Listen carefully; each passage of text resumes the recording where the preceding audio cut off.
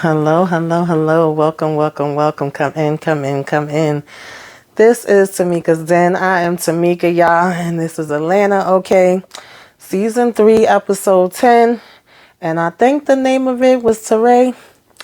Y'all, y'all.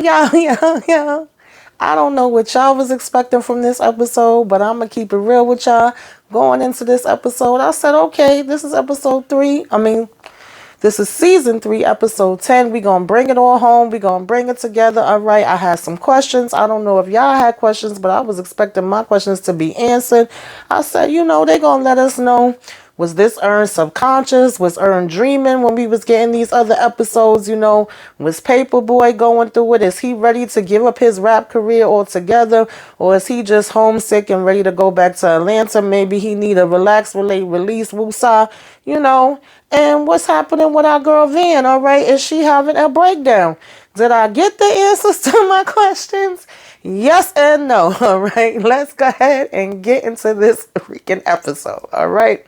And so we started out this episode with these girls sitting at a table talking. We don't really know who they are yet, but one girl, Candace, apparently invited her other two friends out to Paris. They are thanking her for getting them out there. They're talking about how she done came out there to pee on some guy, okay, and apparently get paid $6,000 to pee on him, all right?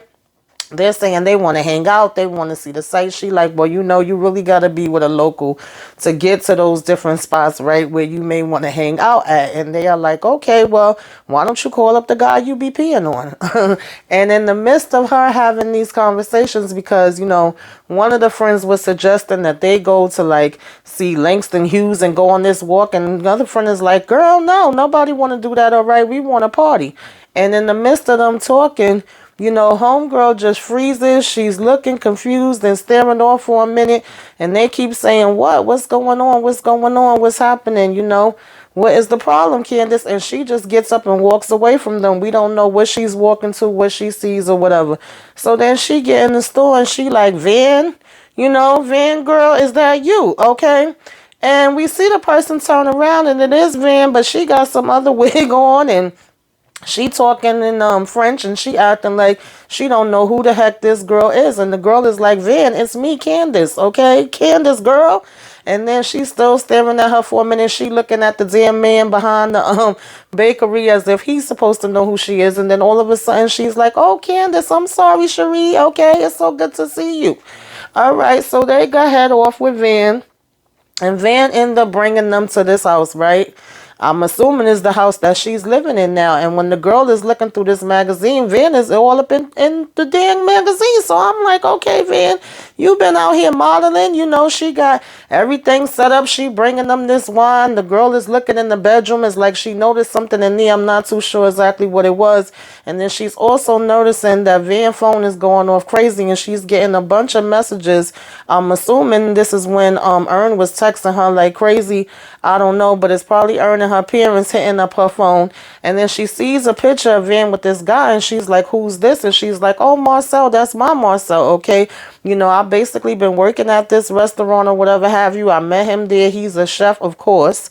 And me and him is together now. She says she was so lost and alone when they met. And so she was like the passion magnets that they are.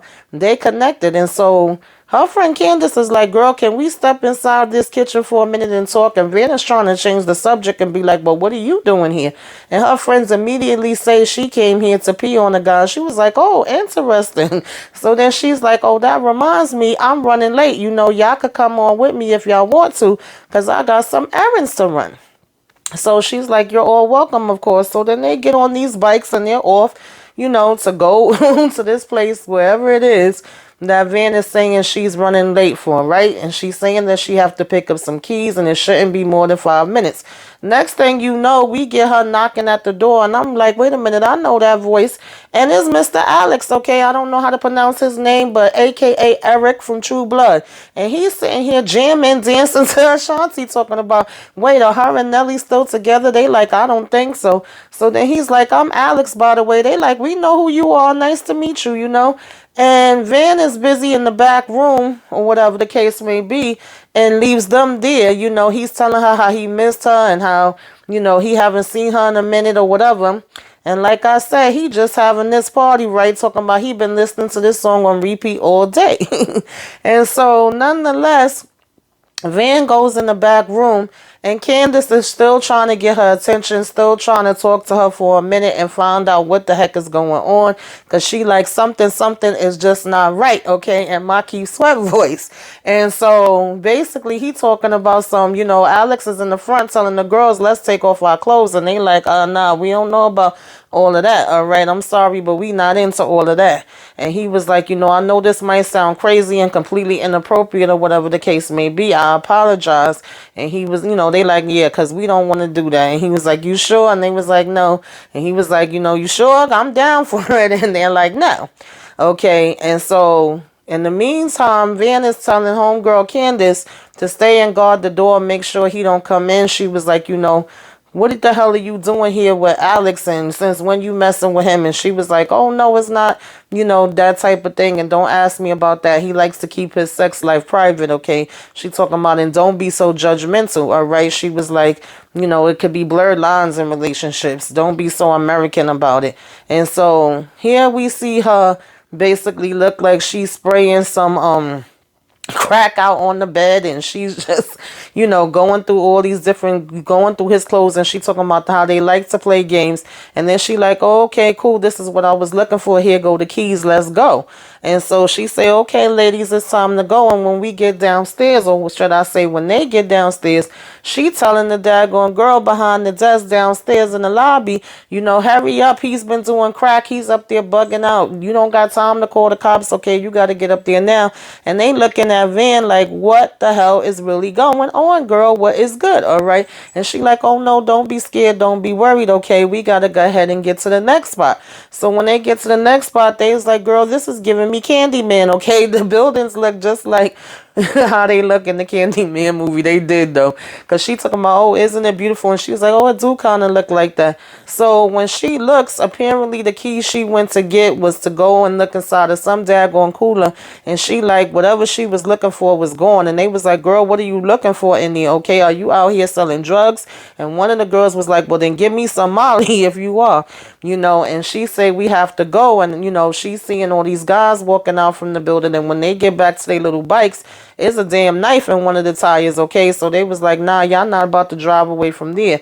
And we see the guys approaching her, and, Van over here lighting up a daggone cigarette and talking about, well, I was hoping it wouldn't come to this, but if it's gonna come to this, then, so be it. There's nothing more I could do. And the girls is like, girl, what are you talking about? What is going on here? Who is these people? Why are they trying to approach you? But in the mix of this happening, this other car backs up. I don't know if it was on purpose or by accident, but it bumps into one of the guys, basically hits him. And in the process of it hitting him, he go ahead and pull his bat out and break the back window. And the next thing you know, all the guys are focusing their, attention to that and walking away from Van and going to beat this guy's ass, I guess. And so Van uses that time to run away. Okay, she done ran away, and the girls are still standing there. And then they realize that she went running, and so they run behind her. And I'm still like, what the hell is going on with Van? I need answers, y'all. All right, not to mention that this whole time, everywhere that they are traveling to, Van got a big ass piece of bread that's hanging out of her book bag, and the girls are also talking about that. We get to this next spot, and she knock at another door, and she's saying hi to this guy Carlos, saying how good it is to see him, how she's sorry it's been such a long time, and she looking for this Emilio, okay, because he was the one that was supposed to have left her the package. And so he's like, oh, what a coincidence, Emilio's in here, come on in. And so at first I thought that this was somebody's house, but when they get inside, it actually looks like it's a museum. And Carlos is telling him, oh, Emilio, look who came for a visit. And Emilio looks shook, okay. He is like, listen, Van, basically all nervous, please, I'm sorry. He was like, it's just been a misunderstanding. I have the package, okay, but it's just that the package is for someone else. And he was like, didn't Delphine ring you or whatever she was supposed to ring you? And so, Carlos in the meantime is saying what's going on, and Amelia talking about, oh, nothing, lying, it's okay. And so Carlos is like, can somebody bring some wine, some cheese, whatever? And she was like, oh, no, we don't want no wine, we don't want no cheese. She was like, I think we'll be just fine. All I want is the package. And so Van proceeds to take out this big long piece of bread that she been carrying around with her, and Carlos told everybody he think it's time for them to go, okay? And so they basically start clearing out. And Van proceeds to start telling, Emilio, do you know what happens with bread, once you leave it out for 2 weeks, let alone, 6 weeks? And she was like, oh, how about 6 months? Okay. And so, at this point, the bread is hard as a rock. Okay. And she basically takes this bread and starts beating the hell out the man with it, child. You would have thought she was beating him with a freaking brick, okay? It's hard. All we hearing is thuds going. We seeing blood spraying. The friends is like, oh, okay, well, now the bread makes sense. We understand why she was holding on to this bread.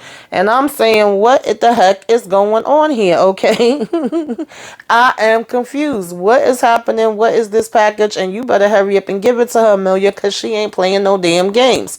And so she tells him to open his mouth, and she was like, one or two things is going to happen. This thing gonna go down your throat, or you gonna tell me where the package is at. All right, this is what's gonna happen. So you can choose which way you want to use your mouth. And so he does tell her that it is in the vase, and she then tells I think the other friend name was what was it?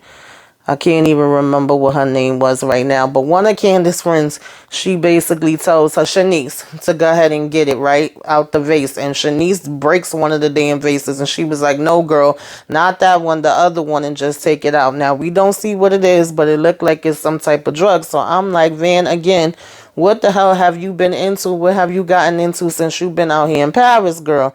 All right. And so then she tells them that they are going to go ahead and leave. And she does apologize to Carlos and say, I'm sorry, this had to come to this, and tells Emilio, do not come to dinner tonight. All right. And so then they get to this other house, and by now Candace has had it. All right. She's saying this chick is crazy. Y'all don't understand. This is not how Van usually is. That's because y'all really don't know her. So y'all think this is normal. Her friends is like, girl, she ain't hurting nobody. Let her live her life. She like, well, then again, she is kind of hurting people, but maybe they deserved it. All right. And so Candace is like, girl, she's carrying around a baguette with damn blood on it. So, at the end of the day, she's like, I want to go. I don't want to stay. It's been a long day. I'm over it. But her friends is kind of saying, listen, we hungry. You right. It has been a long day, and we want to stay and have a drink. So at this point, Candace tries to go again and be like, excuse me, can I talk to you? And here go Alex interrupting. He come walking down the stairs talking about, Van, how dare you embarrass me like that? You basically screwed me over back there. And, now the paparazzi got a hold of this story, and this can mess up with his Baby Shark movie, okay? He might lose it. Van turned around and spit in his face, which is the most disgusting thing that you could ever do to anybody. But then he go in the bathroom and is jerking off talking about, how dare you embarrass me like this? And I'm just still, the whole episode, I'm saying, what is happening, okay? And so we finally meet this Marcel, who's the chef, who's supposed to be her man. He's down here cooking, and Candace has had it now, okay? She's saying, listen, we need to talk. What the hell is going on with this fake wig, this fake accent? Where is your family? Does Ern know you here? Does your mama know you here? Does anybody know you here? Do your parents know you here? She's like, Van, what is going on? Because don't think I didn't see your phone blowing up back at your place. And so she was like, just talk to me normal. Don't talk to me with this fake ass accent or whatever the case may be. What are you doing? And so she was like, what do you think I'm doing? What are you doing? She was like, I'm here and I'm living my damn life or whatever. You're here to pee on some guy, aren't you? She was like, that's very interesting. You know what I'm saying? I don't see what the problem is. She was like, I know you like to be fancy. You like to live it up. You like to be the big one. God forbid if anybody else is doing anything interesting besides you, or anybody tries to do anything that's not worth your approval. She was like, that's really what the problem is, isn't it? That I don't care what you think and you can't control me. So I'm like, no, Van, I don't think that's what the problem is, girl. Okay. But she was like, oh, you really think Candace is saying to Van, you really think you in control? You done beat a man with a barrette. And so Marcel is talking about some not again. And she was like, both of you stop. And she go to take these plates up to the people, asking him if they ready. And she say, yeah. And Candace is like, wait, are those hands? She was like, no, are those real hands? And when we look, it looked like he got a bunch of different hands cut up, y'all. Black hands, white hands, brown hands. And I'm like, what is going on here? Are y'all feeding the people hands? And so I'm like, what am I watching? And so we see this lady giving the speech, the one that first opened the door and let Van in, saying, to get this beautiful experience, they got to go ahead and put these damn, what do you call it? These napkins over their head, and they have to eat like that through the entire meal. This is a part of the experience, and while some of you might be familiar with it, this is basically just a reminder that they are going to eat the entire meal with the napkin draped over their head, or whatever the case may be. And this is supposed to be traditional, okay? And this is not for shame or to speculate or whatever, but to enjoy it. I'm saying, she's saying it's quite the opposite. And so I said, y'all black girls need to get y'all behind up for from this table, okay? This is not for you. But anyway, nonetheless, they fixing these plates and they bringing everything out that's looking all fried and crispy like it's a damn chicken or something, but it's in the shape of a hand. And these people sitting here putting the daggone napkins over it, and Shanice and the other friend is too happy, talking about, oh, this is first class, this is classy, girl, some high-end shit. They putting the napkins over their head, too, talking about they feel like this is Beauty and the Beast. I said, okay, girl, if you say so. So, Candace is still standing down here waiting on Van.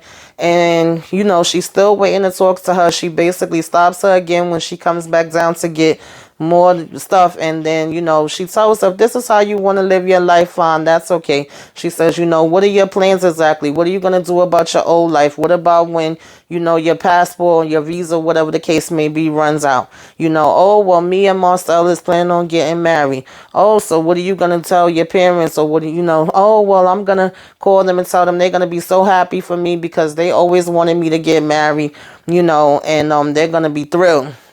And I'll probably invite them out here for the wedding or whatever the case may be because they like to visit Paris. She said, well, what are you going to do for money? Oh, well, as you can see, I'm working, girl. Okay, I have a job.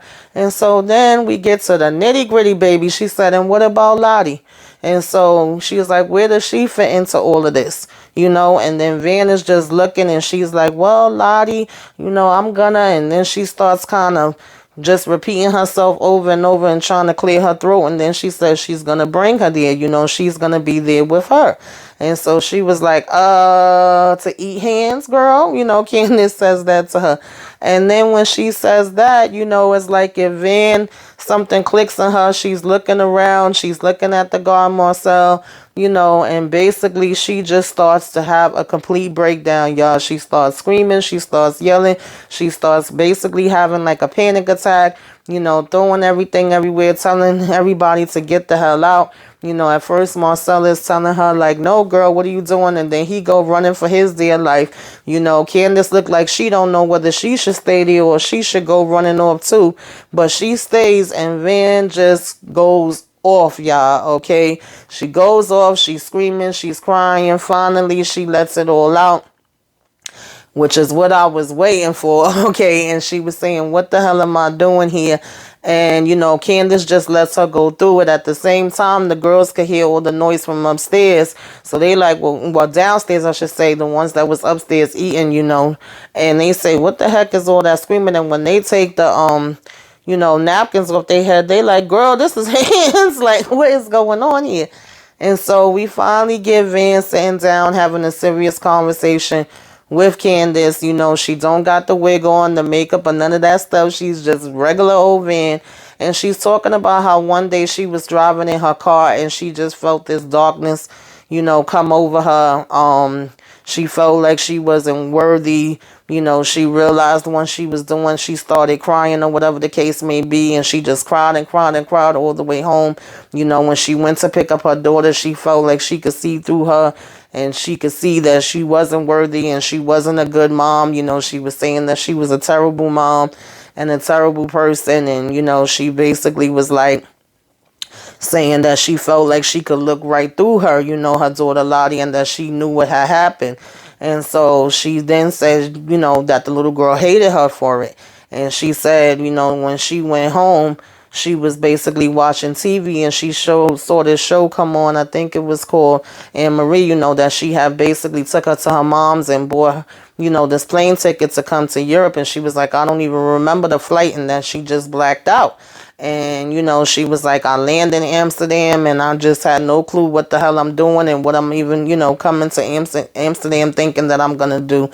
And she was like, once she saw this Anne Marie, or whatever the case may be, she couldn't sleep. She had jet lag and all of that kind of stuff. Then she basically was watching TV all night, and she said to herself, I could be that. And then it was like, well, damn, I can't even be that. I can't even do that right, And she was like, you got your stuff together, and Ern got his stuff together, and everybody else, have their things together and pretty much know who they are. You know who you are. Ern knows who he is. And, her and her friend Candace was tearing up at this point. And I start tearing up a little bit at this point too, y'all. I ain't gonna lie, okay? Because it really was showing that Van really did feel lost, and she really did have a breakdown, okay? And I'm glad that they did shine a light on that, even if it was like extra, extra, extra. Because at the end of the day, this is Mental Health Awareness Month, okay? And it is real that people can feel that way. And so I've found it interesting that it was like it's perfect timing because it is Mental Health Month. And so anything that shines a light on the fact that people do have breakdowns, they do get anxiety, they do get panic attacks, they do feel lost and all of that, I'm all for it, And the girl was telling her that you're better than Anne Marie, and she's like, no, I ain't better than that. And she was like, you're gonna be okay. And Van was like, I'm gonna be okay, And then she's like, don't you got somebody to go pee on, girl? And so Candace basically started laughing and was like, yeah, I do, but he'll be all right. And so we see that since Candace couldn't go, she stayed there with Van, and Van was telling her, I need to go home, and she just like hugged her or whatever. Well, Candace said daggone Shanice in her place, all right? And so she come walking in talking about how she done drunk all this and that all night long or whatever, and her bladder is full, so let's just get to it. And she peeing and peeing and peeing and peeing and peeing on this man and looking at the Eiffel Tower and her view. And I'm like, well, damn, how long she gonna pee? It was to the point where the guy started choking, saying, okay, that is it. Stop it, stop it, stop it. And then they had the nerve to freaking play the song with Ludacris. When they be like, make love to me. I don't know why I found that so funny, but I did it. I really did. I was like, you know what? How the hell y'all go from that scene to playing this song? And so then we got a post-credit scene where Ern gets called downstairs. We see this guy coming to drop off this bag. So I'm like, well, is this Ern's bag, or could this even be Van's bag? Because I remember her saying her luggage got missing too. But apparently it was Ern's, but Ern's was saying that it's not his, okay? He said he did eventually get all his luggage and it was nothing else missing. And he was like, well, your name is Ern Marks, right? And he's like, yeah. He's like, so what's yours? He was like, you took a flight on, I think it was March 8th, and Ern is like, yeah. And he was like, okay, so this is yours, take the bag, sign here. And so Ern signs for it anyway, but he like, I know it's not my bag. And the guy like, listen, I don't give a damn, okay? It's your bag or whoever bag, just take it. I did my job, have a good day, bro. And so when Ern gets it upstairs, he's looking through it, apparently nothing looks familiar to him. He does see this Teflon shirt that he likes, so he takes that, and when he walks away and we see the picture, is the other guy that was named Ern from the previous episode, the white guy standing with his family in the picture. So whatever way, his bag ended up with Ern. And that was basically the episode, you guys. So yes, we got an answer to what was happening with Van. She had a serious mental breakdown, and hopefully going forward for the next season, which I believe is going to be the final season, hopefully we are going to see her back in Atlanta, and we are going to see her getting some type of treatment and help for this, I hope. And I hope that we see the whole crew back in Atlanta. Now, I know some people was not that crazy about this season or whatever. The season was fine to me. There was some little things here and there that I didn't care that much for. I did like the fact that they were shining the light on everything that's just been going on in today's society, stuff that was historical facts. I did really enjoy the last episode the most out of all the episodes that didn't have our main characters in it. I would have liked to get a little bit more of all of our main characters in this one for the last episode. And I'm hoping that, like I said, when it comes to season 4, that they will all be back in Atlanta and we will be getting more of them. But that is my opinion. That's what I got for you guys. Tell me what you think. Did you like this episode? Did you not like this episode? Did you like this season? Did you not like this season? Let's discuss. Make sure you like, share, comment, subscribe. If you are so inclined, okay?